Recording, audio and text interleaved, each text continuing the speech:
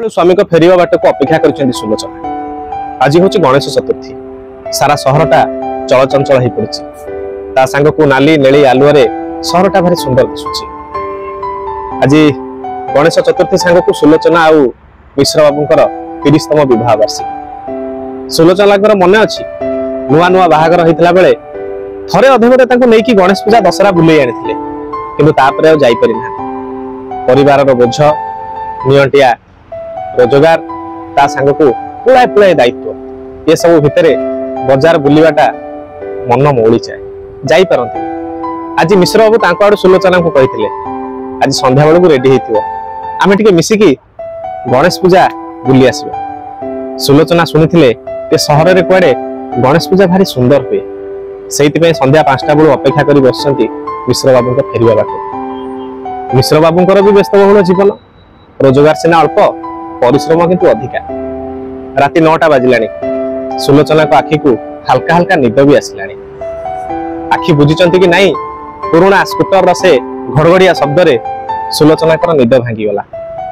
देखला बेलू को सामने निज स्वामी आज कहीं के जानी मिश्र बाबू भारी अस्तव्यस्त दिशुथिले। ताको मुंडरू झाड़ बोही पड़ुथला। निजर स्वभाव मुताबक ताको हाथ को गिलासे पानी बढ़ाई देले सुलोचना। पचारे कौन है कि आज कहीं फेरी तो असुस्थ लगुच। लत किना पड़िथिबा भंगा चौकी उपर बसी पड़ले मिश्र बाबू आ कहिले दोपहर कहीं छातीटा भारी बिंधा होछि जेते मेडिसिन खाइलेनी कहीं कमुनी। सुलोचना मिश्र बाबूंकर ए कथा को देखी भारी आतंकित हो पड़िले। ताको छाती को टिके आउंसा आउंसी कर देले किंतु कहीं के जानी आज मिश्र बाबू को छाती बिंधाटा जमा कमिलानी बरम बढ़ी बढ़ी चलला। राति सेत बेल को 11टा पाखापाखि होनी बाध्य हो पाखर गोटे आंबुलांस को डाक कले सुलोचना आ आंबुलांस रे जाइकी मेडिकल ले पहुंचले। डॉक्टर को देखैया परे डॉक्टर कहले आपण अपेक्षा करंतु आमे मिश्र बाबू को देखुछु। किछि समय बाहर बसिचंती सुलोचना पाखापाखि घंटे रो 1.5 घंटा हिजबो।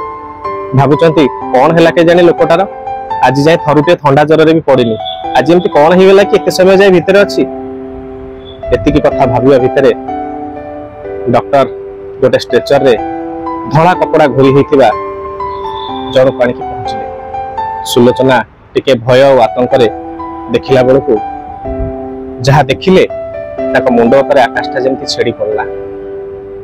चिर निद्रा रे सोई पड़िथिले मिश्र बाबू। काहे कि के जानी आज सबु जिनस गुड़ाक सुलोचना को भारी कष्ट दौला। डाक्तर को कोह भरा कथार पचारे कौन है डाक्तर कौन पे एमती है।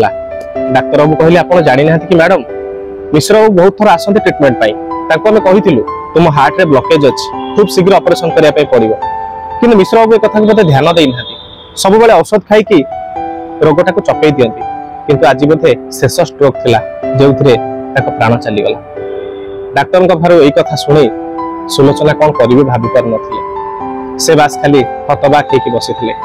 मेडिकल रो किछि स्टाफ एम्बुलेंस भितरे सुआई देइथिले मिश्र बाबू को ऊपर धड़ा कपड़ा पड़िथिबा सेई सबटी को। धीरे धीरे एम्बुलेंस रो गति बढ़ु थाए ताको घर आडू को। मुंडो रे हाथ देई बसी थांती सुलोचना आ झरका बाहर को अनै कि चाहू थांती देखु थांती गणेश पूजा रे बाहर केते नाली नेली आलो जळुछि किंतु काहे कि के जानी आज सब गुड़ाक फिका लगु थाए सब गुड़ाक झापसा लगु थाए।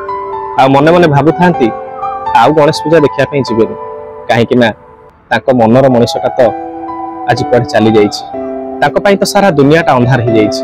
आ ये चाकचक्य लाइट ताको कोठो आलुआ दब ये थिला सुलोचना और मिश्र बाबूकर कहानी। जदि भल लागिथिबो लाइक शेयर कमेंट करिवे। धन्यवाद।